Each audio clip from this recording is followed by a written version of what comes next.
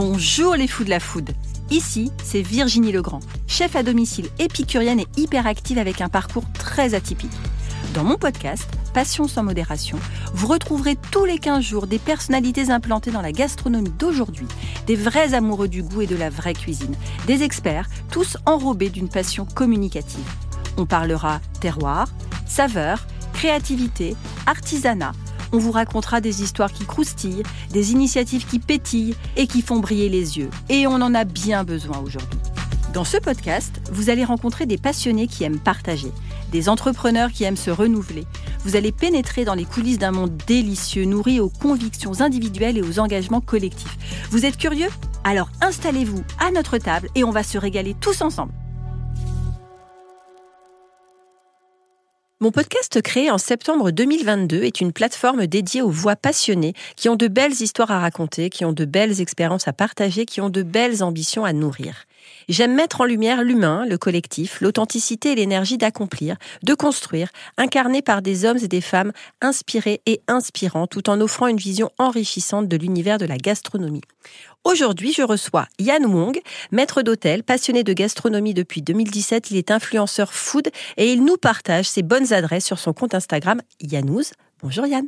Bonjour, Virginie. Sylvie Amar, elle accompagne les entrepreneurs qui veulent construire ou définir leur marque sur mesure et surtout définir l'univers et le discours de leur marque au travers d'un design global. Bonjour Sylvie. Bonjour Virginie. Louis Frac, il est fondateur de la chaîne Bio Burger, le premier fast-food 100% bio qui compte beaucoup de restaurants dans le pays. Bonjour Louis. Bonjour Virginie. Et Lazare Ake, mixologue et fabricant de boissons sans alcool, travaillant les breuvages comme des parfums raffinés. Bonjour Lazare. Bonjour Virginie. Alors Lazare, je te garde. Parce que, qu'est-ce qui se passe en ce moment ? En ce moment... L'actualité. Alors il y aura un petit décalage par rapport à la diffusion. À la diffusion, pardon. Mais vas-y, raconte-nous ici. Donc, on est à J-8 de la fin de notre campagne de lancement sur Ulule. Donc, on lance 2 collections de boissons sans alcool qu'on a créées. Donc, la première marque qui s'appelle Nikao Drink, qui est une marque de mocktail prête à boire à base de fruits, de fleurs et d'épices, qui sont travaillés comme des parfums où je transforme les personnalités des membres de ma famille en boissons. Donc voilà, donc je m'inspire du monde du parfum, de la psychologie, des émotions et de la gastronomie pour pouvoir construire des breuvages de qualité. Et en avant-première, on lance un concept assez innovant sur une alternative au soda. Une marque qu'on a appelée Raya. Raya qui signifie la foule, réunir les personnes autour d'une table pour expérimenter une expérience de convivialité assez forte dessus, où on transforme des villes en boissons. Des villes ? Des villes. Alors, exemple ? On a Paris. Paris, c'est la ville de l'amour. Donc, c'est une boisson à base de framboise, de rose, de citron vert. On a Tokyo à base de litchi, yuzu et un sirop sakura. On a Abidjan à base d'hibiscus, mangue, ananas. New York à base de cranberry, de pêche, d'érable. Et Rio à base de guarana, de passion, de sucre de canne et de citron vert. Alors déjà, j'avais trouvé que ton concept d'incarner un cocktail, enfin d'incarner une personne dans un cocktail, donc les personnes de ta famille, j'avais trouvé ça canon. Mais là, tu fais carrément la ville avec des marques caractéristiques distinctives de l'alimentation de cette ville-là. Exactement. En fait, l'idée, c'était vraiment faire voyager à chaque gorgée. Et en fait, pour l'histoire de Raya, c'était assez marrant parce qu'on s'est retrouvés 5 potes autour de la table. Chacun était un peu au bout de sa vie et tout. Et on avait... chacun avait des rêves de voyage. Et on dit, bon, si tu avais 20 000 euros sur le compte bancaire, tu irais où, toi ? Et chacun va citer une ville. Et je dis, OK, et si on transformait ces villes-là en boissons ? Et c'est là, en fait, que tout a germé il y a 1 an et on a fini les recettes là. On va mettre en prod dans quelques semaines. En fait, on ose encore plus quand on est au bout de sa vie, en général. C'est ça que tu veux dire ? C'est ça le message. Mais l'idée, en fait, c'était vraiment d'apporter ce côté voyage. Et on ne peut pas forcément toujours voyager. Alors, il y a les contraintes familiales, financières et autres, etc. dessus. Oui, on n'a pas toujours 20 000 sur le compte. Exactement. Et l'idée, c'était vraiment d'apporter ce côté-là de voyage, de convivialité, de destination. C'est un concept qu'on a présenté au groupe Lagardère Travel, avec qui on échange, on espère déployer assez rapidement. D'exploration. Exactement, tout à fait. Donc le concept, c'est Drink and Travel. Donc on voyage et on boit en même temps, etc. Et on s'adresse aux communautés de voyageurs, comme aux personnes qui aiment voyager, comme les personnes qui sont des épicuriennes, des personnes... Et on veut vraiment démocratiser la boisson. On n'est pas sur un niveau haut de gamme, mais on veut faire du grand public, mais de qualité. Donc on n'a pas d'édulcorants, on n'a pas de conservateurs, on n'a pas d'additifs. On n'a que des bons produits pour des bonnes personnes. Merci. Alors, on parle de démocratiser, on parle de cuisine que l'on connaît, le burger. Louis, alors comment est née l'idée d'un fast-food 100% bio ? C'était quand même assez risqué de tenter ce pari, non ? Ouais, ça l'est toujours. Oui, c'est vrai. Non, c'était il y a un petit moment. C'était en 2008, donc ça commence à dater. C'était une époque où il n'existait pas forcément d'autres alternatives à McDo et compagnie pour le burger. Donc moi, je suis un peu la génération McDo. J'étais biberonné un peu avec, même si j'avais pas tous les 4 matins. Mais voilà, cette génération, on a mangé des Happy Meal. Et en fait, arrivé étudiant, on a constaté avec mon associé, on était en école de commerce, on venait d'aller chez Quick la veille et on se disait où est-ce qu'on va manger ce midi ? On aimerait bien se refaire un burger, mais on peut plus y aller là, c'est trop, c'est pas possible. On a tous ce sentiment de culpabilité et aussi, en fait, on voulait juste un burger bien fait. On aimait le produit, mais on n'aimait pas la façon comment il était fait. Et du coup, on s'est dit, il faut faire un burger de qualité. Donc, il faut replacer dans le contexte où il n'existait encore une fois pas d'autres alternatives. Et tout de suite, on s'est dit, il faut qu'il soit bio. Alors pourquoi on s'est dit il faut qu'il soit bio ? On a eu l'idée à ce moment-là, pas juste français, pas juste parce que pour nous c'était un gage en fait de qualité. On avait aussi une certaine sensibilité. Et là, on s'est aussi rendu compte qu'il y avait un paradoxe assez intéressant à travailler, qui est toujours là. Le fast-food 100% bio, ça paraît paradoxal, mais en fait c'est plutôt bien trouvé. On a eu l'idée du nom et nous voilà. Super. Donc des années après, on en est où ? Des années après, on a 27 restaurants. Les défis ont été surmontés déjà ? Il y aura, de toute façon, c'est jamais surmonté. Enfin, déjà, tu dis 27, donc 27 restaurants sur toute la France ou même à l'étranger ? Non, en France. Donc on a 10 à Paris, une dizaine à Paris, et le reste dans les grandes villes de France, en centre-ville principalement, en franchise, en propre. On a 15 franchises et 11 propres. Ouais, ça fait quand même pas mal, hein ? Ouais, ça s'est bien développé. C'est un beau projet. Ça a ouvert en 2011, le premier restaurant en 2011, donc ça fait 14 ans, là, le 4 juillet.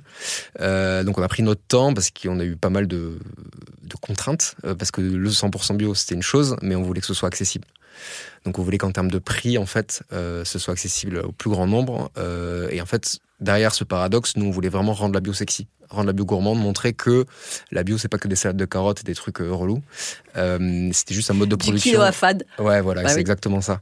Et on s'est dit, on veut un peu éduquer, montrer. Et ce qui est génial, c'est qu'il y a énormément de clients qui viennent chez nous, pas parce que c'est bio, c'est juste parce que c'est bon, c'est rapide et c'est pas cher.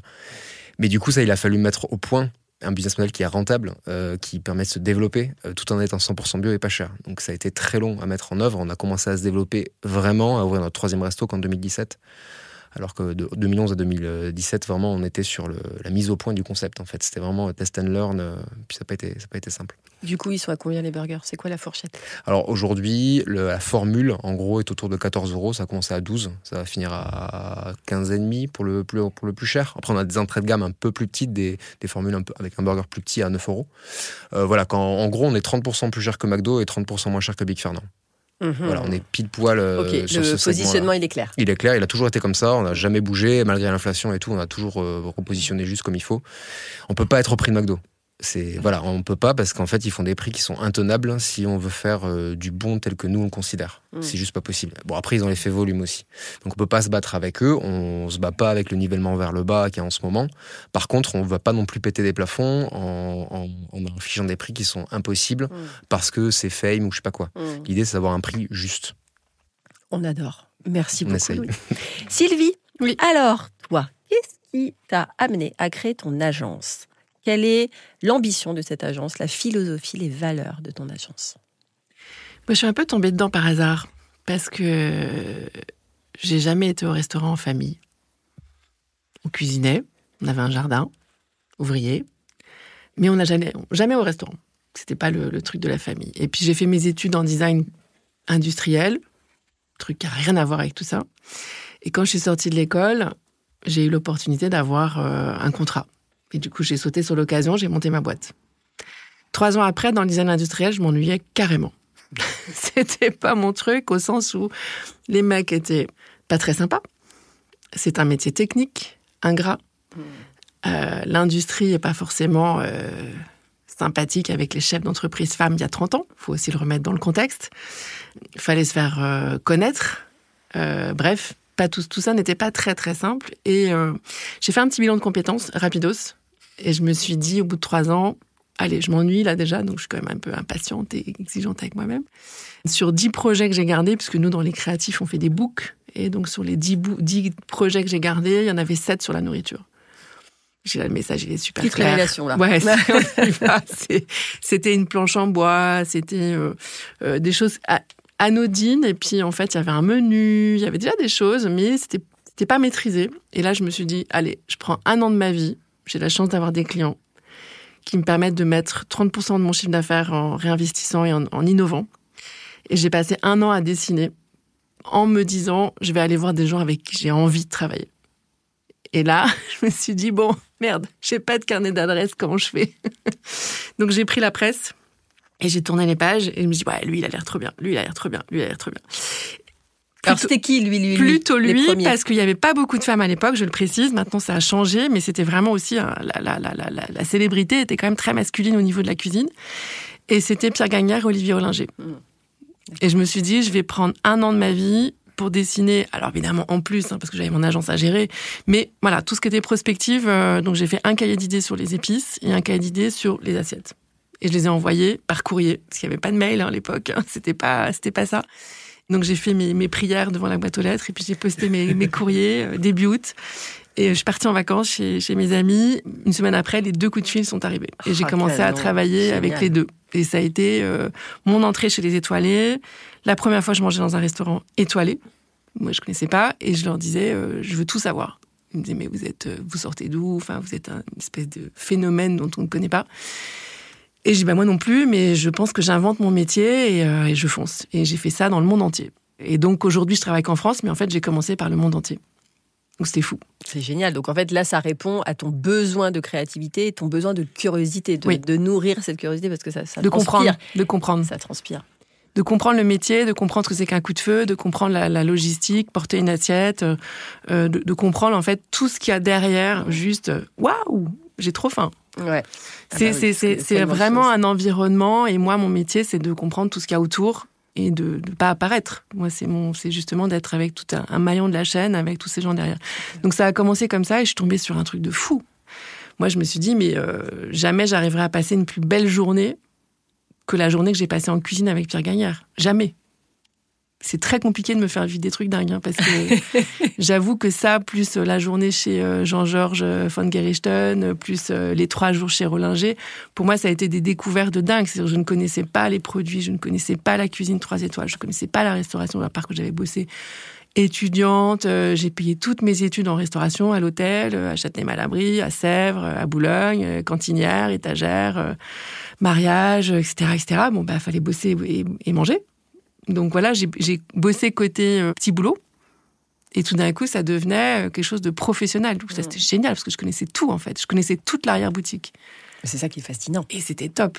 C'était top, parce que du coup, je maîtrisais mon truc. Sauf la côté que voilà. C'est quoi un 3 étoiles? C'est quoi la différence? Ah, ok, d'accord. Le coup de feu, j'ai compris ce que c'était. C'est chaud. C'est chaud. Merci beaucoup, Sylvie. Alors, du coup, toi, tu es en coulisses. Mais il y en a un qui n'est pas du tout en coulisses. Lui, il est face à la caméra, face à son téléphone. Donc, Yann est un influenceur food. Absolument. Alors c'est quoi exactement? Parce qu'on parle beaucoup des influenceurs. Alors, les influenceurs food, je trouve que c'est un petit peu mieux coté que les influenceurs beauté. Alors, peut-être parce que je ne suis pas du tout dans le milieu. Exactement. Mais c'est quoi le quotidien d'un influenceur? C'est quoi l'envie que tu veux transmettre? Quel est le lien avec la gastronomie? Le lien avec la gastronomie, c'est que je suis un passionné de gastronomie à la base et j'aime sortir au restaurant depuis très longtemps. Et depuis 2007, je partage les bonnes adresses pour les copains sur Facebook. Et quand est venu Instagram en 2013, j'ai créé un compte sans savoir à quoi ça servait, donc sans conviction. Progressivement, j'ai publié et j'ai un compte qui a grandi, donc à ma grande surprise. Influenceur food, influenceur, c'est un grand mot dans la food et surtout dans d'autres domaines. Et c'est un mot qui est aussi péjoratif parce qu'il y a influenceur et influenceur. Bien sûr. Moi, je me catégorise comme créateur de contenu. C'est plus noble, on va dire. C'est quelque chose que j'aime faire pour valoriser un restaurant, un chef, une assiette, pour en parler et puis créer des coups de cœur auprès de mes abonnés et puis leur donner envie de tester cette adresse. En fait, tu les influences dans leur choix de restaurant. Voilà. On n'est pas sur du vide et sur du niais. Voilà. Là, tu étais au Test of Paris pendant 4 jours et tu as influencé. Ouais. Moi, je n'ai vu que toi. C'est mon festival préféré. Donc, je suis comme un gamin dans un magasin de jouettes à Test of Paris. D'autant plus que c'est revenu au Grand Palais et c'était pas au Grand Palais depuis 6 ans, puisque la dernière édition était en 2019.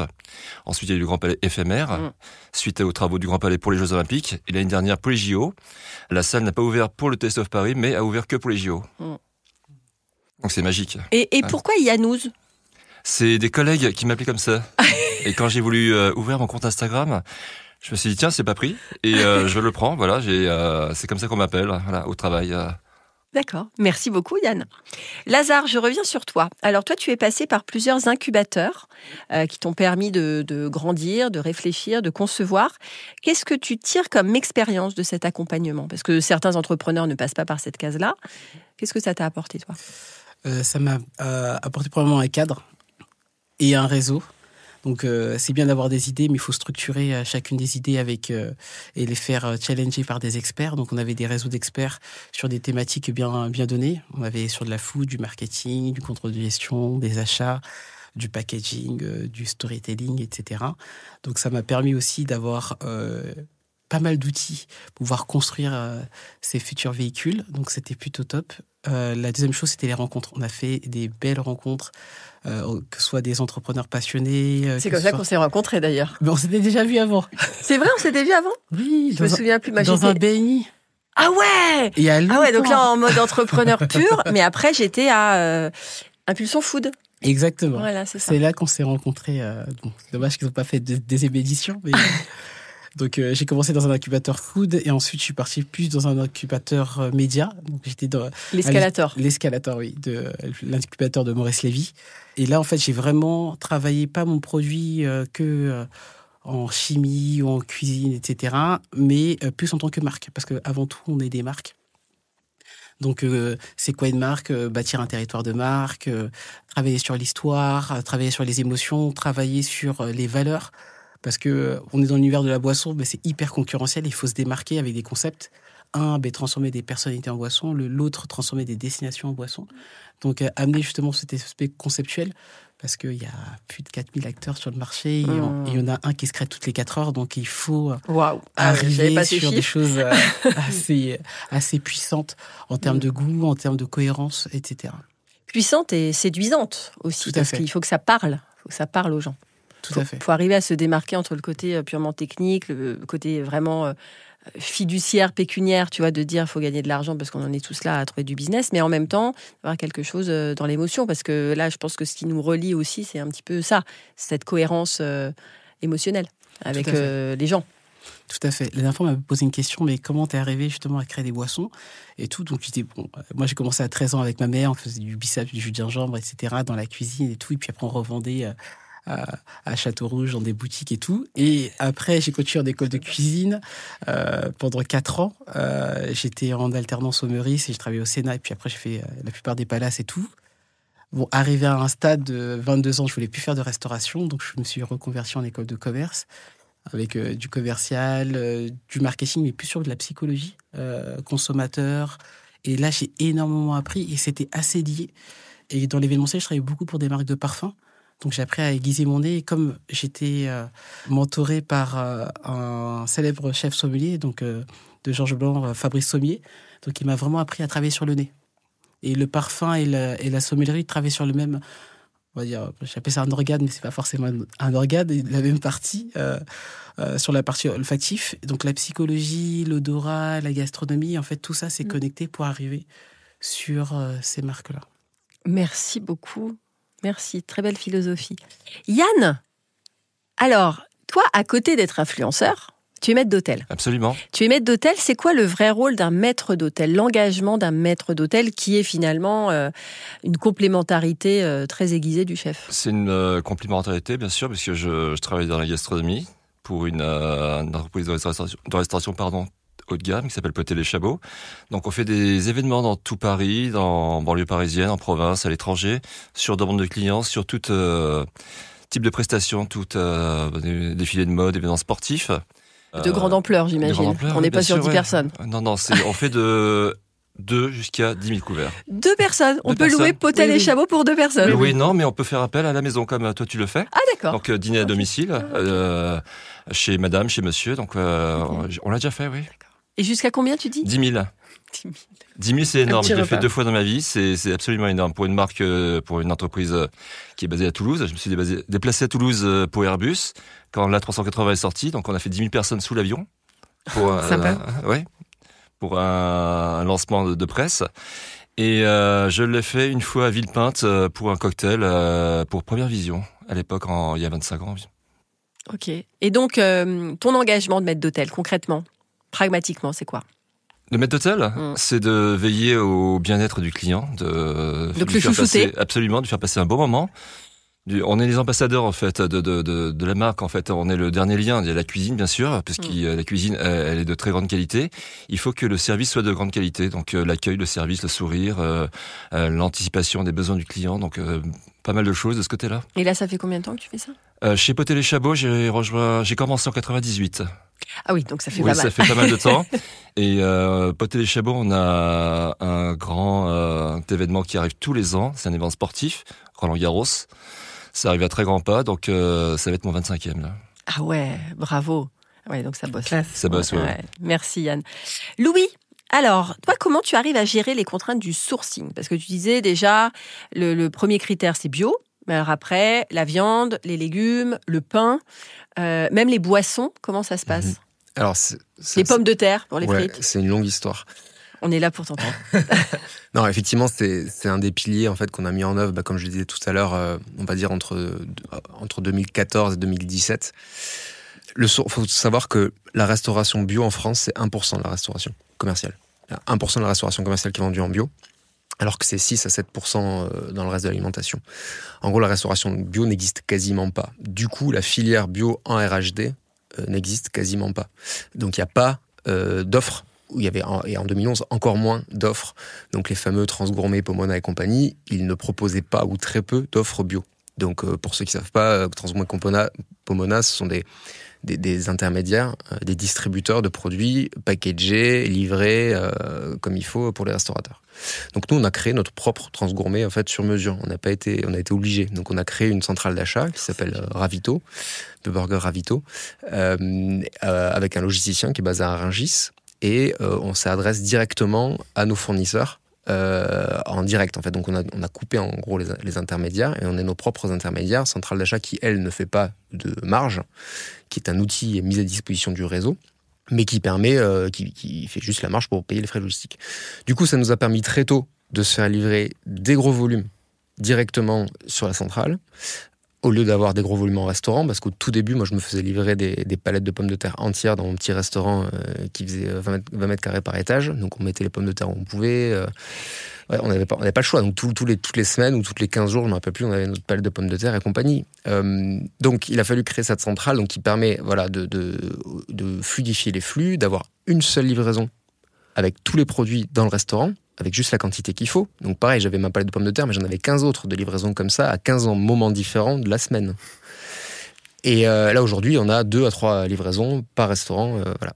Et donc ça, c'est une première chose au niveau logistique. La deuxième chose, c'est que ça nous a permis, évidemment, de baisser les coûts, donc d'acheter en volume, de faire une grosse livraison à la centrale. Donc le fournisseur, il livre en plus gros volume à un seul endroit. Donc on a baissé les coûts. Et le troisième gros levier, c'est que ça nous a permis d'être vraiment en direct avec eux et donc de travailler des produits tels que nous, on les voulait. Et ça a été très difficile à ouvrir ces portes-là parce qu'il fallait un minimum de volume pour avoir les produits comme on voulait. Encore aujourd'hui, on vient de passer pour le poulet pané à des emballages par 2 dédiés à la GMS, à des emballages par 6. Ouh, trop bien. Parce qu'en fait, il n'y a pas de demande de poulet 100% bio pané en GMS, en restauration. Par contre, en GMS, il y en a. Donc, on est encore aujourd'hui avec 27 restaurants et 24 millions d'euros de chiffre d'affaires à galérer un peu sur ces sujets. Par contre, voilà, depuis 2015, sur d'autres produits, on est arrivé à rationaliser, à les recevoir comme on le souhaitait et même à faire du produit à façon. Donc ça, c'est l'autre enjeu, c'est faire des produits pour nous, par nous, pour nous, en collaboration avec nos partenaires. Donc, ça, c'est l'idéal. Bah ouais, c'est l'idéal, mais il faut avoir des gens qui vous suivent. Au début, on n'avait pas beaucoup de volume, donc il faut qu'ils croient en vous, parce qu'il faut qu'ils investissent. Notre fournisseur. Eux aussi doivent trouver leur intérêt, évidemment. Exactement. Mais il y a plein d'histoires comme ça, mais la plus marquante, c'est peut-être Biofournil, le pain. Le pain, on s'est lancé, on avait du pain fait par le boulanger à côté, la boulangerie du côté. Ah, c'est bien hein, de dire au niveau marketing et tout, comme ouais, c'est le pain frais du matin, c'est trop bien. Sauf que le pain frais du matin, c'est quoi la réalité ? C'est que vous devez le commander 48 heures à l'avance. Donc vous commandez votre pain, il arrive. Donc déjà, c'est l'artisan du matin, il a super bien bossé. Quand il vous livre 150 ou 200 pains tous les jours, il y a des jours où ils sont un peu petits, un peu gros, un peu machin. Bon, déjà, vous avez une irrégularité. Ensuite, vous faites votre service. Et là, quand vous avez du pain frais du matin, le principe du pain frais, c'est qu'il ne se conserve pas. Il est plus frais à un moment. Voilà, donc le lendemain, vous ne le passez pas. Donc ça veut dire quoi ? C'est-à-dire que soit vous êtes en rupture, soit vous faites de la perte. Ouais. C'est obligatoire. Et quand vous êtes en 100% bio, entendu au niveau des prix, en fait, c'est juste impossible de soutenir ça. Donc on l'a soutenu pendant quelques années. Et un jour, on a trouvé Biofournil, donc une super boîte de pain bio qui travaille pas mal de pains différents. Et là, eux, ils étaient intéressés pour développer un pain bun. Mais ils sont arrivés avec un pain bun qui c'est juste horrible. Horrible. C'était pas bon du tout. Et du coup, on a travaillé avec eux pendant 1 an et demi pour mettre au point une vraie recette de pain bun qui nous allait bien. On l'a développé avec eux. Ils ont créé une ligne de prod pour des pains bun. Et maintenant, ils font notre pain bun pour nous et ils ont dupliqué la recette un peu différente pour la vendre. Vous la retrouvez en GMS chez Auchan, vous la retrouvez à d'autres endroits. C'est la même base que nous, mais un peu différente. Et on a réussi en fait à donner l'impulsion. Donc ils ont cru en nous, mais après derrière il y a un autre volume. Et ça, cette histoire-là, on l'a un petit peu pour tous les produits. Donc j'essaie d'être à peu près synthétique. Non, mais c'est hyper intéressant. Mais c'est un gros socle et c'est ce qui fait aujourd'hui qui fait notre différenciation, qu'on arrive à soutenir en fait du 100% bio à ce prix-là. C'est une des raisons à côté de la productivité en restaurant notamment. Moi j'ai la question un peu touchy en termes de soda du coup, de boisson, ouais. Comment ça se passe ? Il y a une autre histoire du coup. Voilà. J'en parlais tout à l'heure. Le soda, on avait des boissons bio dès le début. Il y a quand même de l'offre en boisson bio. Donc on avait la Bionade au début, super boisson plutôt qu'on retrouve en Allemagne, qui n'a pas trop percé en France. Puis ensuite on a eu des boissons Oxfam. La boisson bio en canette ou en bouteille, c'était 70 centimes l'unité, je me rappelle. Donc je crois que le Coca-Cola c'est 15 centimes, 20 centimes, un truc comme ça. Je connais pas bien parce que j'en ai jamais vendu, mais c'est à peu près ça. Et donc c'était pas soutenable non plus. Et donc on a commencé à faire nos boissons nous-mêmes. Donc on avait acheté un presse-agrumes, on pressait des citrons, on faisait des bidons avec du citron et du sucre. Et puis au dernier moment, le matin, on le remplissait, on le milieu avec de l'eau, on faisait des carafes et tout. C'était l'enfer. C'était l'enfer. Mais au moins on avait un coût qui était viable. Avec une cohérence aussi dans l'offre. Une cohérence, voilà. Mais après, nos boissons Bionade étaient top, c'était juste pas soutenable. Et après, de là, on a professionnalisé l'histoire, on a trouvé un fournisseur qui était capable de nous donner notre citronnade pré-diluée, enfin avant dilution, c'est-à-dire du citron pressé et du sucre avec un peu d'eau, de nous livrer ça en bag-in-box. Et on a mis au point une machine, un peu la même qu'on retrouve chez McDo, sauf qu'elle doit fonctionner avec des boissons qui sont pas stables à température ambiante, parce que nous, c'est pas du Coca-Cola avec des conservateurs et des machins, il faut que ce soit réfrigéré du bout en bout. Donc on a mis ça au point, c'était hyper artisanal, et en gros, on a une fontaine, et donc vous appuyez sur un bouton, et vous avez le sirop qui est mélangé avec de l'eau microfiltrée, plateau gazeuse réfrigérée, sur place. Donc on a maintenant de la citronnade, de la limonade, de la grenadine, de la gingembrade, etc. Et on est passé... La gingembrade. Bon, c'est de la ginger beer. Hein, mais oui. Mais ça marche bien, la gingembrade. Et donc là, ce qui est bien, c'est qu'on peut faire notre propre boisson. Donc pareil, à façon pour nous, donc on innove avec nous, on essaie, voilà. C'est à la fois naturel et très simple. À la fois, c'est ultra différenciant parce que vous n'avez jamais eu de Coca-Cola chez nous, vous n'avez pas les mêmes boissons habituelles, donc les gens, ça les marque. Et on est passé de 70 centimes à 25 centimes. Voilà, et c'est surtout ça qui est important. Et donc aujourd'hui, on peut pas. C'était un autre game changer comme le pain. Hein. Ça a été vraiment. C'est encore une fois, c'est dans ces dates-là, en 2014-2017. C'était des moves qui étaient indispensables pour pouvoir envisager un développement en fait. Voilà. Donc il y a d'autres histoires sur d'autres ingrédients, mais on a du tout craqué un par un parce que sinon c'était pas possible. Ouais, super. Bravo en tout cas pour toutes ces initiatives et ces concrétisations en fait. La fierté, elle doit être dingue. Ouais, en fait, quand tu regardes en arrière. Non, mais on est super content d'avoir aujourd'hui un impact dans le monde de la bio. Tout à l'heure, j'ai dit c'est 1%, nous on pèse 5% du marché de la restauration bio, en restauration, et on passe un peu plus de 1% du bœuf bio français aujourd'hui, parce qu'on fait que ça, enfin pas fait que ça, on fait 60%. Donc on contribue d'une manière un peu originale et différenciante à l'essor du développement de l'agriculture biologique en France, et enfin on commence à être considéré par les acteurs de ce monde-là, qui nous ont regardé avec des hurons pendant des années, et qui ont compris ce qu'on voulait faire. Parce qu'en fait, pendant un moment, on était considérés par les gens de la restauration comme des hippies.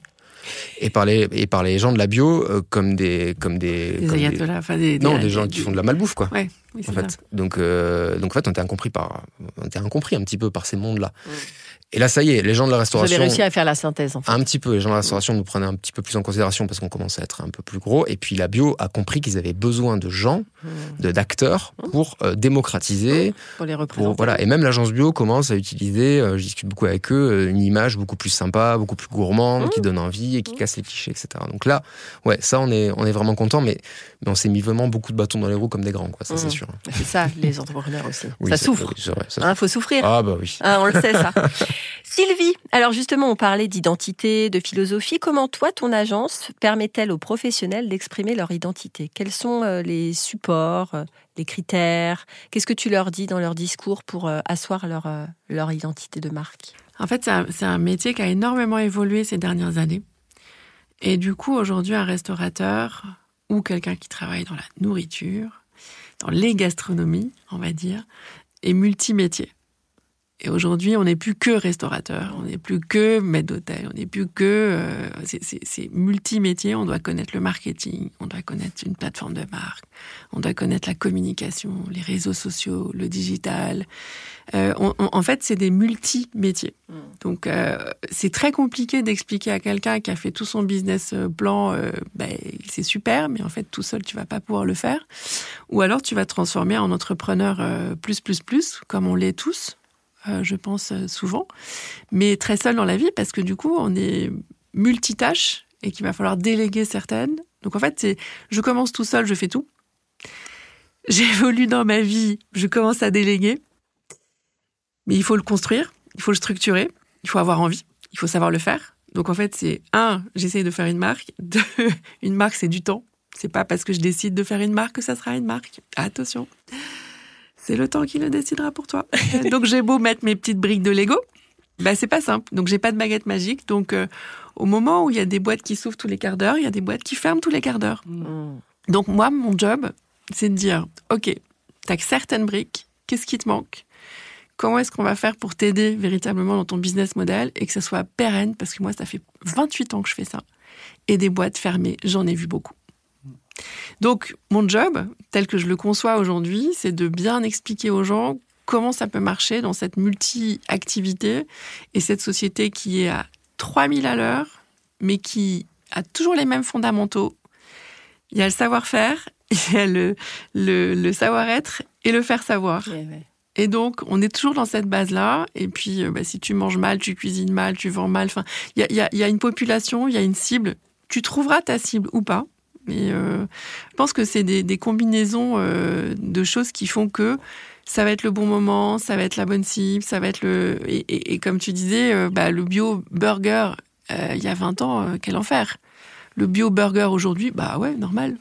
Tu vois, c'est parce que la population a changé. L'évolution des mentalités aussi. L'adaptation. Oui. Et puis la jeunesse qui nous pousse sur d'autres secteurs et d'autres trottoirs ou d'autres choses à voir, et ce qui est super intéressant et passionnant justement, parce que ça nous pousse dans des différents mondes, mais on mange toujours, et on a la chance, nous ici, de manger par plaisir. Il faut jamais l'oublier. Et du coup, c'est effectivement... moi, je sais qu'en tout cas, ce que je visualise à chaque fois, c'est ce multi-métier, il n'est pas simple, et donc on essaye effectivement d'accompagner sur toutes ces briques. Donc moi, je suis une multi-brique. Ah putain, je me suis même appelée à un moment donné omni-designer. Il a fallu que j'invente un nom parce que les gens ne comprenaient pas tout ce que je faisais. Moi, je suis graphiste, je suis stratège de marque, je suis designer industriel, je suis scénographe, chef d'entreprise. Et je suis une technicienne à la base. Donc, du coup, tous ces métiers-là, moi, je les prends par la technique. Donc, je sais construire un site internet. Je fais faire plein de choses, à part réparer une voiture, faut pas m'en demander plus. Mais voilà, j'ai mes limites. Je connais très, très bien ce qu'on sait faire et ce qu'on sait pas faire. Ça, c'est notre force. On a un groupe de talents et de partenaires autour de nous qui est démentiel, parce qu'effectivement, on sait où aller les chercher et les reconnaître. Parce que ça, c'est aussi un problème, c'est que tout le monde s'invente photographe parce qu'on a tous un iPhone, on s'invente tous banque parce qu'on a des sous. Bah non, ça marche pas comme ça. Assureur, non plus. Il y a plein de choses qui font que. Et puis, le digital, bah, ça s'improvise pas. Qu'est-ce que tu dis, du coup, à tes clients qui veulent pérenniser ? Parce que créer, on sait que c'est facile. Ouais. Mais pérenniser, quels sont le socle sur lequel tu leur fais prendre conscience en disant, voilà, là, ok, vous avez un concept, ok, vous êtes ambitieux, vous avez de l'audace, parce qu'on voit beaucoup les entrepreneurs dans la food. Moi, je fais pas mal de festivals aussi où on voit que ça foisonne, en fait. C'est effervescent. La gastronomie en France, c'est quand même quelque chose de très, très, ancré. Qu'est-ce que tu leur dis pour, moi, je sais, typiquement, ça fait 11 ans que je fais ce métier, donc je me dis, ok, je suis sur la bonne voie, mais en ayant chié aussi beaucoup, c'est sûr, mais qu'est-ce que tu leur dis pour les rassurer, en tout cas leur faire prendre conscience ? Parce qu'il y a plein de gens qui pensent que c'est facile. Alors, est-ce que c'est l'occasion aujourd'hui de dire que rien n'est facile ? Rien n'est facile. La vie n'est pas facile. La vie et surtout, je ferai hommage au livre que j'ai adoré, Les Vertus de l'échec. C'est que ce sont des expériences et qu'un échec, c'est une expérience. Donc, c'est génial. On apprend. Et moi, j'apprends encore beaucoup avec tous mes clients. Mais par contre, on a quand même quelques petites expériences, effectivement, qui nous font dire que, ce que tu sais, va falloir que tu le désapprennes et que tu réapprennes tout. Parce que de toute façon, on a tous des convictions et que il va falloir tout recommencer quelque part. Parce que tu penses que recruter, c'est facile. Bah non, tu te mets le doigt, voir le bras, voir tout dans l'œil. Tu penses que fédérer, c'est super parce que ton concept, il est génial, mais il y a personne qui va te suivre. Donc, tu dis, mais pourquoi ils veulent pas me croire ? Parce qu'en fait, ils s'en fichent de toi. Et puis, la banque, elle te suit pas du tout. Et puis, la banque, elle te prête pas les 20% de TVA. Et du coup, ton business model, il tombe à la poubelle. Enfin, il y a plein de choses qui font que il va falloir surmonter. Et pour pérenniser, encore une fois, ce qui est pour moi aujourd'hui le plus important dans les gens que je conseille, c'est-à-dire j'en ai marre d'ouvrir pour fermer. Moi, ça me fatigue parce que nous, ça te fait mal au cœur aussi parce que j'imagine que tu te lies aussi à des clients. C'est des métiers, c'est des embauches, c'est des créatifs avec qui on bosse, on donne tout. Enfin, moi, je fais du sur-mesure depuis toujours. Je cherche l'unicité de chaque porteur de projet. Je cherche l'unicité. Enfin, la petite différence qui va faire que l'histoire va être intéressante.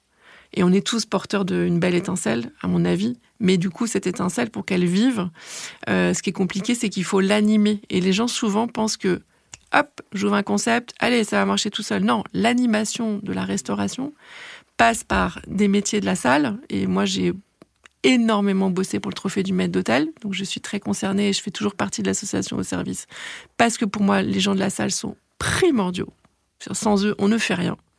Et que tant qu'on aura les chefs sur la sellette et pas la salle et pas la caissière et pas toutes les petites mains et le plongeur, etc.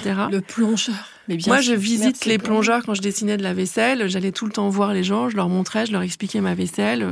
Je suis pas que designer, je dois transmettre un message. Et si j'allais lui expliquer comment ma carafe qui est galère à nettoyer, parce qu'elle est faite au Japon souffle les bouches, parce que il y a un artisan qui s'est embêté, parce qu'il y a une raison pour laquelle j'ai fait ce bol 3 étoiles Michelin pour les bouillons, si je lui raconte pas l'histoire, il va pas y penser à chaque fois qu'il la nettoie. Et du coup, c'est pas très grave s'il la casse, sauf que moi j'ai mis 2 ans pour la dessiner, que le chef a mis 1 an pour me la commander, qu'il y en a un qui a économisé 3 ans pour... Enfin, c'est toute une chaîne et en fait chacun a son niveau, a son histoire. Et moi je pense que vraiment... L'animation dans la restauration, c'est quelque chose que aujourd'hui on en parle dans certains groupes où effectivement ils ont compris que l'animation du restaurant, entertainment, on peut mettre plein de mots de tout ce qu'on veut. C'est juste qu'il faut entretenir une animation. Je pense que, dans tes numéros X, t'en as 27. Si t'as pas d'animation ou d'animateur et que tu penses pas aussi à aller voir ce qui se passe dans ce que t'as déjà créé, et souvent les porteurs de projets, ils voient devant. Mais ils ne regardent pas sur le côté ni en arrière de ce qu'ils ont déjà créé. Et pour moi, ça, c'est la plus grosse erreur que je croise dans mes porteurs de projets et inventeurs qui pensent qu'ils ont la meilleure idée du monde aussi. Mais bon, ça, c'est normal, ça fait partie de la flamme de la vie. Donc, on leur laisse, évidemment. Mais voilà, il y a beaucoup de contextes qui sont... c'est complexe d'être chef d'entreprise de toute façon. Et ça l'a toujours été. Les gens qui me disent c'est nouveau. Non, ça l'a toujours été. Il n'y a rien de nouveau en ça. C'est juste qu'il faut faire attention à l'humain, faut aimer l'humain pour pouvoir faire une entreprise. Donc si on n'aime pas les gens avec qui on bosse... Et encore plus une entreprise dans la gastronomie.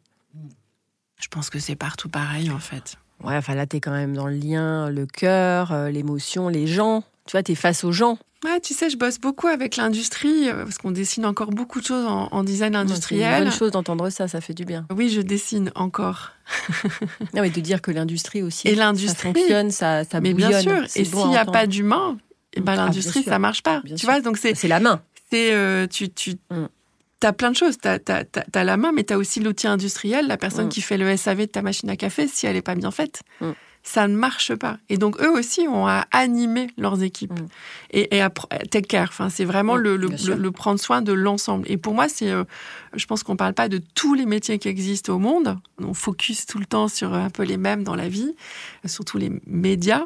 Mais je trouve qu'il y a des métiers qui sont justement extraordinaires parce que sans ce maillon, on ne ferait rien. Et celui qui prépare pas bien sa préparation, ça marche pas. Enfin, c'est une chaîne, en fait. On est tous une chaîne et je trouve que c'est pérennisé. D'une manière générale, je pense que dans la restauration, quand même, ce qui a évolué beaucoup, c'est que, et surtout post-Covid, j'ai l'impression, ça a toujours été le cas, mais c'est un peu plus marqué, c'est qu'aujourd'hui, les clients ne recherchent pas forcément uniquement quelque chose à manger, mais ils recherchent une expérience. On parle beaucoup d'expérience par l'entertainment. C'est basique ce que je dis. Le souvenir, la convivialité, enfin l'ensemble. Ils n'achètent pas juste un plat, ils achètent toute une expérience, tout un imaginaire. Et tu parlais une du histoire savoir aussi. Une histoire. Tu parlais du savoir-faire et du faire savoir. Mais je pense quand même aussi que le faire savoir, tout ça aussi a pris aussi plus d'ampleur les dernières années. Plus de place, même s'il existait avant, on est dans une société de communication. Donc il y a cet ensemble-là, c'est-à-dire que l'expérience et l'expérience perçue aussi, l'histoire que je vais raconter à mes potes, etc. Enfin, tout ce qu'il y a autour en fait de l'assiette, c'est ce que je reformule ce que tu dis, hein, mais moi je le ressens vraiment. Et nous, nos équipes, on était très très basés produit.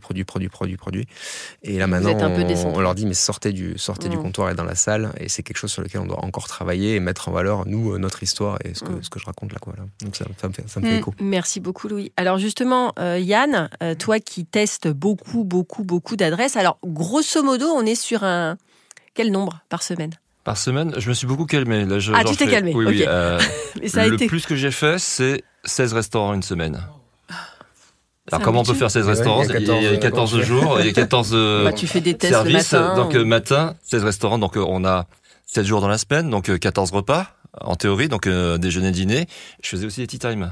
Ah bah oui. Donc je sortais d'un restaurant, j'allais faire un tea time, on mange 3, 4, 5 gâteaux, plus une boisson, ça fait un repas aussi. Donc voilà, j'enchaînais comme ça, pour le plaisir d'accompagner des amis, pour le plaisir de découvrir une adresse. Et là, je me suis beaucoup calmé, je fais, on va dire, entre 3 et 6 restaurants. D'accord. Oui, parce que du coup, tu as quand même ton métier à côté de maître d'hôtel. Oui, en fait, ce que tu ne sais pas, c'est que mon métier maître d'hôtel, jauge le temps parce que par rapport à l'activité. Donc, je suis pas à plein temps avec eux. Donc, je suis freelance. Je suis freelance, je suis freelance, absolument. Oui, donc tu acceptes des missions. Là, c'est une période qui est très calme, donc la période du printemps.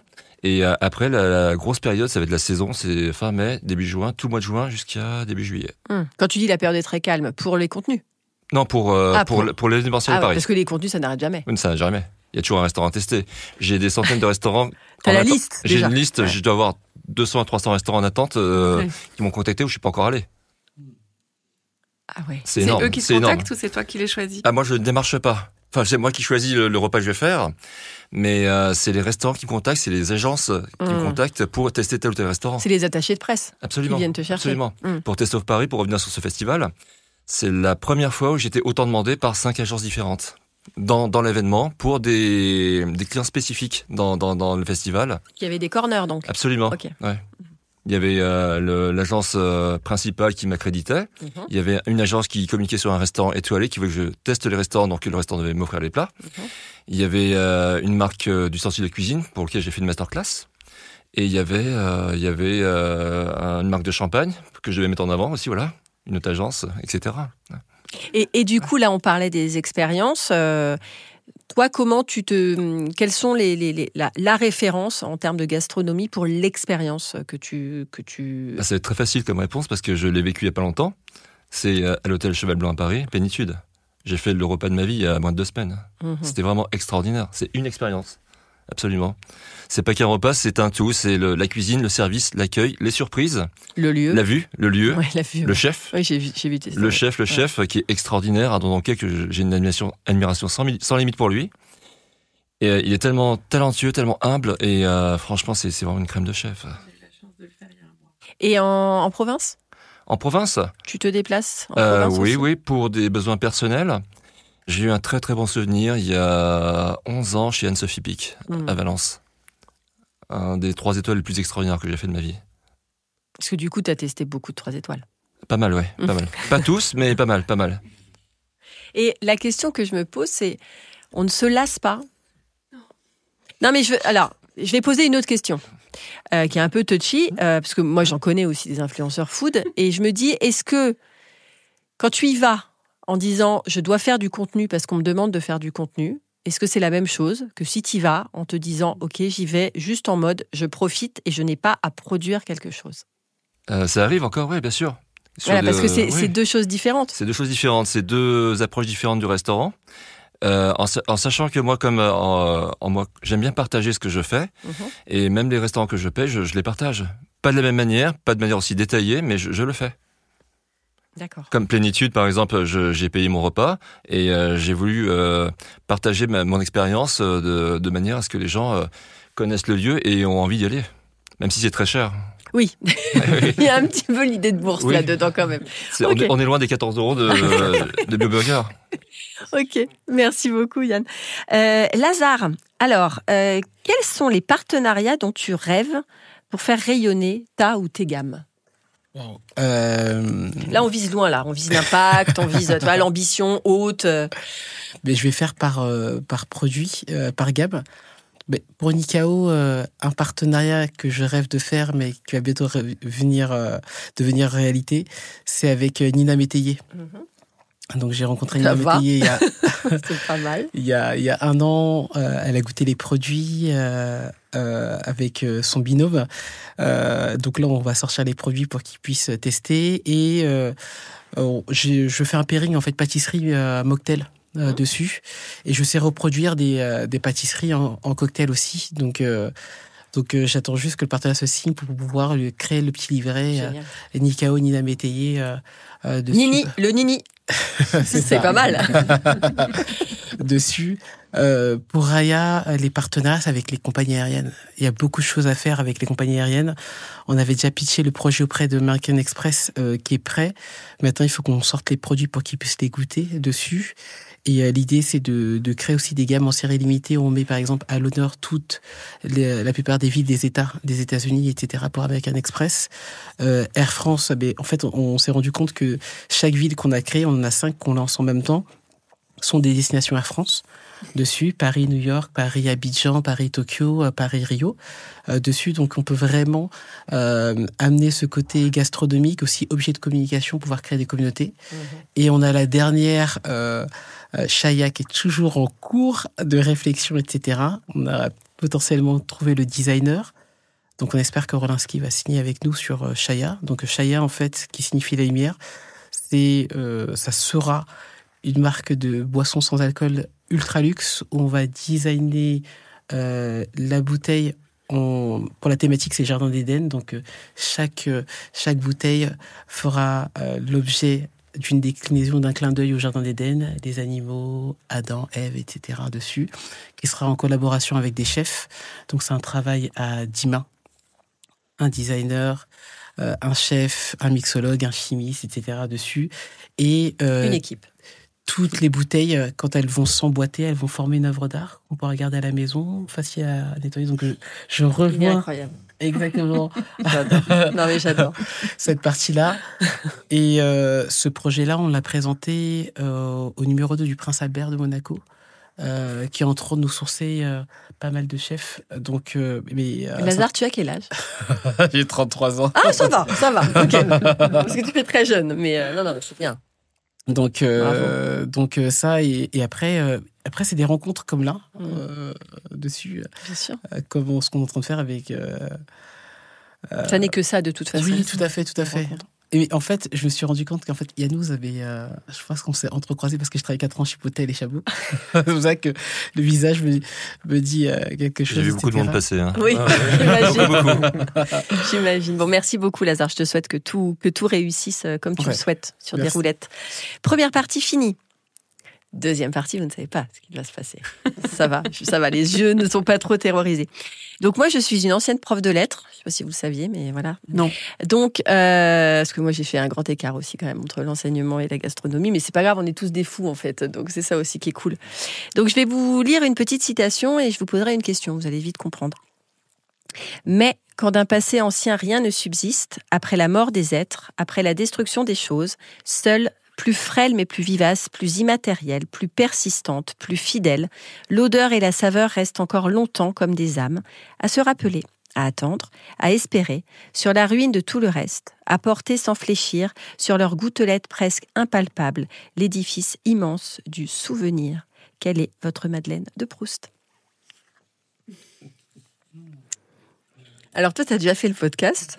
C'était le 13e, je crois. Donc je ne sais plus ce que tu avais répondu. Faudrait qu'on aille voir. Mais tu avais dû répondre, parce que cette question, je la pose depuis le premier épisode. Qui se lance ? J'aime bien les petits regards. Vas-y. Vas-y. Je sais pas, tu t'es tendu vers le micro. Je me suis dit, on y va. Non, je sais que c'est difficile. C'était un étonnement. Mais ma Madeleine de Proust, moi je vais le prendre. En plus, je vous ai ramené une bouteille de ça. Mais c'est l'hibiscus, en fait. Donc depuis petit, on travaille l'hibiscus parce que moi je suis originaire d'Afrique de l'Ouest, donc de Côte d'Ivoire. Donc le jus de bissap, donc on a l'habitude de faire ça et j'essaye de le travailler dans les produits de manière différente parce que l'hibiscus c'est un produit qui est en train de bien se démocratiser, etc. dessus. Mais je voulais pas un hibiscus trop pâteux, trop sucré, etc. Donc on innove dessus en sirop, en cocktail, en mocktail, etc. de base avec hibiscus, basilic, etc. Là je vous ai ramené par exemple un hibiscus avec fleur de magnolia, citron vert, framboise. Il est où ? Il est là. On y va. Hop, vas-y, sors-le, puis les autres comme ça ils répondent et toi tu nous sers. Très bien, donc l'hibiscus. Très bien, il y a des verres. Qui se lance pour le deuxième ? Yann, je te sens parti, Yann. C'est dur. Mais à chaque fois que je pose la question, c'est si dur que ça ? C'est de trouver exactement ce que... Non, il n'y a pas exactement. C'est après, voilà, quand vous pensez souvenir, vous pensez nostalgie. Moi, j'ai beau retourner le truc dans tous les sens, c'est tellement basique par rapport à ce que je fais, mais je vais revenir à la genèse. C'est que moi, c'est le goût McDo. Bah oui, mais... bah oui. Mais non, mais c'est vrai. C'est ni mamie, ni papy, ni tata. On n'ose pas le dire, mais c'est le cas. Parce que moi, je suis parti à Marseille, j'ai fait un 3 étoiles, le lendemain, j'ai fait un McDo. Mais bah oui. Mais c'est le cas pour plein de gens, et c'est là où ils sont trop forts. C'est qu'il y a un goût, il y a le Big Mac, il y a le Sunday. Mais le Sunday. Le Sunday. J'ai entendu, même dans On va déguster, François-Régis Gaudry, apparemment, c'est le premier à avoir dit qu'il kiffait le McFlurry et compagnie. Non mais c'est vrai, en fait on a, malgré nous, même si on tape dessus et tout, il y a un goût, il y a un truc, il y a une imaginaire en fait du lâcher prise, moi, c'est les nuggets, de la comfort food. Les nuggets, mais les nuggets. Oui, alors que j'en fais maison après avec une panure maison, mais je sais pas, les nuggets, ça un truc quoi. Et nous en fait on s'est construit là-dessus, donc ouais, je pense qu'en fait même si je suis pas allé non plus tous les 4 matins. Louis, on assume. Voilà, j'assume. Voilà, on assume. C'est le goût de McDo. Voilà. Sylvie. J'hésite entre le tzatziki. Il y a un plat que j'ai mangé chez Rollinger qui m'a fait faire un retour arrière dans les odeurs et c'était un voyage en Inde en fait et c'était son plat un turbo retour des Indes et qui m'a fait waouh, si c'est ça un 3 étoiles, j'y retourne tous les jours. Tous les jours carrément. Parce que vraiment c'était un kiff. Vraiment c'était hallucinant d'avoir autant le moment, les sensations tactiles, de la peau, des odeurs, des parfums. C'était phénoménal. Super. Les sens en éveil. Génial. Et toi, Yann ? Alors moi, ça va être un plat de ma maman qui, malheureusement, est partie à 7 ans. Les travers de porc. Les travers de porc, sauce soja, cuisinée. Donc caramélisé ? Caramélisé, absolument. Voilà, caramélisé, j'adore. Les manger à la main, les déguster. Avec de la coriandre ? Même pas, non. Même pas. Je détestais ça quand j'étais petit. Il y en avait tout le temps à table et je ne supportais pas le goût. Et là, je me suis surpris, dernièrement, à adorer ça, ouais, parce que j'adore la coriandre, le basilic, les herbes.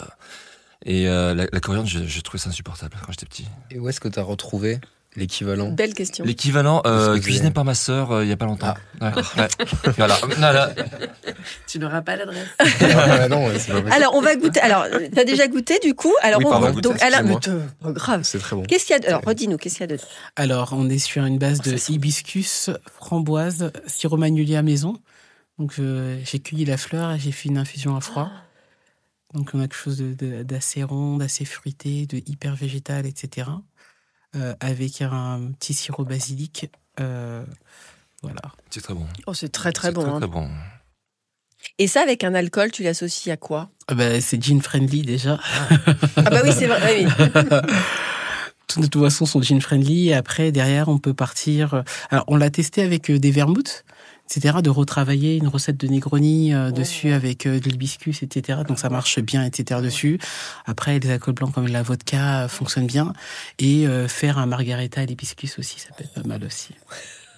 Pas mal. Merci. Alors, deuxième question.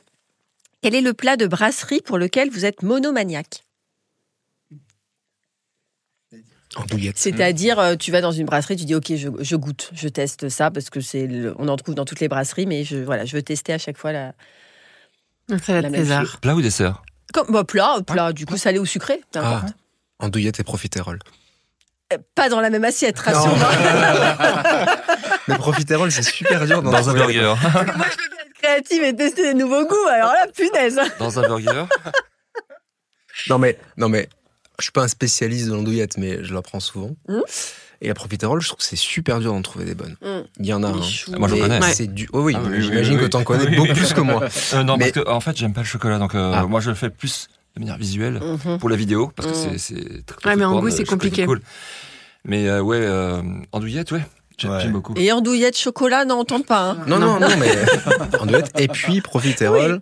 Et alors, on peut rajouter les œufs maillots, quoi. Bien sûr. Soyons fous. C'est basique, mais c'est. Non, mais c'est ça. Ouais, c'est. Ouais. Toi, Yann, du coup? Saucisse purée. Avec Ah. un bon jus, une bonne purée, beurrée, une bonne saucisse. T'as été celle de Fréchon. Lazare, j'ai fait. très Lazare, qui est connue pour être une des meilleures de Paris. J'aime beaucoup celle de la Nouvelle Garde. En fait, à toutes les brasseries de la Nouvelle Garde, une chaîne qui est pas chère. On peut avoir une saucisse purée. J'en ai mangé une à Marseille il y a pas longtemps. 13 € l'assiette. Une bonne saucisse, charcutière, une bonne purée. C'est pareil, c'est tout bête en fait. Tout simplement une petite salade, voilà. Super. Sylvie, tu l'as dit? Moi, je dirais salade César et omelette. Ok. Et toi? Alors moi, en dessert, c'est la panna cotta. J'aime tous les desserts un peu gluants. Ouais. Gélatine. Gélatine, Le flan, la panna cotta, le riz au lait, etc. J'aime beaucoup ça. Et en plat, je pense que c'est les travers de porc. Caramélisé, Super. Quelle est la personne avec laquelle vous aimeriez passer un moment à table? Donc vivant, mort, fiction. Aussi, c'est dur. On se concentre. Louis se concentre. Oui, c'est super dur. Quelqu'un avec qui vous aimeriez partager un repas pour discuter de sa vie. Parce qu'on sait très bien que à table, on se confie. Yannia. Ça va être assez facile. J'ai une grande admiration pour Nina Métayer. Ouais. C'est une femme extraordinaire. Je l'ai vue à Taste, mais submergée de fans. Elle a toujours le sourire. Ouais.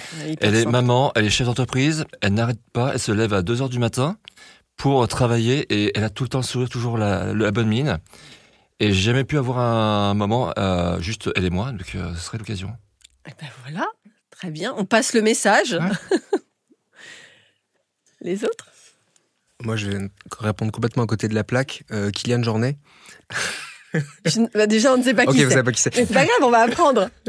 Non, ça n'a rien à voir avec le schmilblick. Je suis passionné de course à pied et c'est un mythe. D'accord. C'est le GOAT de la. Il est contemporain, il a mon âge, tout ça. Mais il est inaccessible parce qu'il est hors norme. Et donc, j'adorerais. J'ai des milliards de questions à lui poser, quoi. Il est américain? Pas du tout. Il est catalan. Il habite en Norvège. D'accord. Voilà. Catalan, il habite en Norvège. Ok. Voilà. Donc, c'est quelqu'un de extrêmement connu dans le milieu. Kylian Jornet. Ouais. Du coup, on aura tous appris quelque chose aujourd'hui. Personne ne connaît? Ben non. Ok. Non. Voilà. Écoute, merci beaucoup, Louis. Ça va faire une belle petite table. On continue. Sylvie. Moi, j'hésiterais parce que j'ai le côté business d'un côté avec Alain Ducasse, où j'aimerais bien quand même manger avec lui un jour dans ma vie. Mais j'aimerais bien aussi des gens comme Fanny Ardant, dont je trouve extraordinaire le personnage. J'aime beaucoup voilà. Il y a des femmes comme ça. Alain Ducasse, j'ai eu la chance de le voir à table, mais pas en tête-à-tête. Moi, je le veux que en tête-à-tête, sinon ça marche pas. Mais on était une bonne dizaine à table, il est apparu et c'était la grande surprise de tout le monde. Oui, mais apparu, ça me suffit pas parce que ça, je l'ai déjà. Elle le veut à elle. Juste Voilà. Moi, il a déjà acheté des produits, c'est quelqu'un que je connais, mais à table, là, la question, elle était qui tu veux en tête-à-tête? Pas la même. Et toi, Lazare? Je pense que ce serait Anne-Sophie Pic. J'aime beaucoup sa cuisine, sa personnalité, etc. Bon, j'essaie d'écrire son mari aussi, mais je vais y arriver pour une future collab. Donc on va y arriver. On y croit. On y croit. Ok, merci. Une autre question, est-ce que vous pouvez continuer la phrase? Pour moi, cuisiner, c'est... Du plaisir, du coup, partage. tu cuisines? Tu aimes cuisiner? Je cuisinais pendant le Covid et là j'aime sortir manger, voilà. Alors, je me fais un McDo à côté de chez moi, ça arrive. Ou des... désigne pas quand tu parles de McDo. Ou des pâtes instantanées à la maison. Tout se passait bien, jusque-là, tout se passait bien. Ou des nouilles instantanées à la maison, voilà. D'accord. Et ça, je sais cuisiner, oui. Ok. Cuisiner, c'est prendre conscience. C'est beau. Qu'il y a des gens qui sont avant moi, des agriculteurs, prendre conscience que je prends le temps, que je vais me prendre soin de moi, que je vais partager. Donc pour moi, c'est prendre conscience. Super. Moi, c'est une activité un peu comme qui est assez méditative. Donc, un peu comme quand je jardine, quand je fais du bricolage ou quand je cours. On est dans l'instant présent et on est vraiment concentré sur ce qu'on fait. Et voilà, il y a vraiment une histoire de lâcher prise et de méditation, je trouve, dans la cuisine, au-delà de tout le reste. Ouais. Et Lazare? Moi, puis cuisiner, c'est... je cuisine beaucoup parce que j'ai une grande famille. C'est donner un instant de plaisir et donner une partie de soi, en fait. Parce que moi, je sais que pour bien cuisiner, il faut que je sois disposé pour pouvoir donner le meilleur de moi-même. Et c'est de donner une partie de soi et de faire voyager à chaque gorgée, que l'expérience culinaire soit vraiment, vraiment assez puissante. Je cuisine pas pour cuisiner, je veux vraiment déclencher l'émotion à chaque fois que je cuisine pour les gens. Ouais. Merci. Et la dernière question, et pas des moindres, quelle est pour vous la définition de la passion? Parce que le podcast s'appelle Passion sans modération. Alors moi, je travaille avec passion et j'ai pas l'impression de travailler. Pour moi, c'est une sorte de fin en soi. De fin FIN, hein, on est d'accord. De fin FIN. Ouais, je dirais que quand on arrive à exercer sa passion, déjà, c'est pas facile à la trouver. Mais quand on l'a trouvée, je trouve que vivre une passion, ça suffit elle-même pour vivre sa vie, en fait. On fait tout pour arriver à pleinement se jeter à corps perdu dans sa passion. Je trouve que pour moi, c'est un peu, c'est pas un moyen, c'est vraiment la définition de la fin en soi. Merci, c'est très beau. Sylvie? Ou Lazare? Moi, je dirais que c'est la définition de la passion, c'est la vie. Parce que c'est ce qui me fait lever le matin, c'est ce qui me fait aller me coucher, c'est ce qui fait... Enfin, si t'as pas compris ce que tu faisais sur Terre et pourquoi tu vis... Tu vois, c'est dans ce sens-là, en fait, que moi, je le prends, en tout cas. Donc, pour moi, ça serait la vie. Lazare? Pour moi, la passion, c'est deux choses. C'est l'expression de sa réelle identité. C'est là où on est complètement aligné avec tout ce qu'on fait, à qui on est et pourquoi on le fait. Donc, je rejoins Sylvie par rapport à ça. Et la deuxième chose, en fait, c'est là où on laisse la puissance du cœur vibrer et construire quelque chose de puissant, quoi. Merci beaucoup, c'est le moment de conclure. Chaque épisode de ce podcast nourrit ma curiosité de gastronome assumé et de chef passionné. Ravi de vous avoir écouté dans vos élans, dans votre audace, dans votre étincelle et dans votre rapport aux clients. Merci pour votre regard sur l'artisanat, merci pour votre bonne humeur et merci pour votre engagement sans faille. Merci beaucoup Louis. Merci Virginie. Merci Sylvie. Merci à toi. Merci Lazare. Merci Virginie. Et merci Yann. Merci de m'avoir reçu. Et à bientôt pour de nouvelles rencontres culinaires. Ça y est, notre rencontre prend fin. J'espère que l'inspiration et l'immersion dans l'univers de tous mes invités vous ont mis l'eau à la bouche. La conversation vous a plu ? Les confidences vous ont ému ? Merci de laisser un avis et vous abonner pour ne rien manquer des prochains épisodes et pour le propulser encore plus loin. N'oubliez pas de faire un petit tour sur mon site internet communique-passion.fr et de vous abonner à ma newsletter. À très vite pour de nouvelles aventures gastronomiques.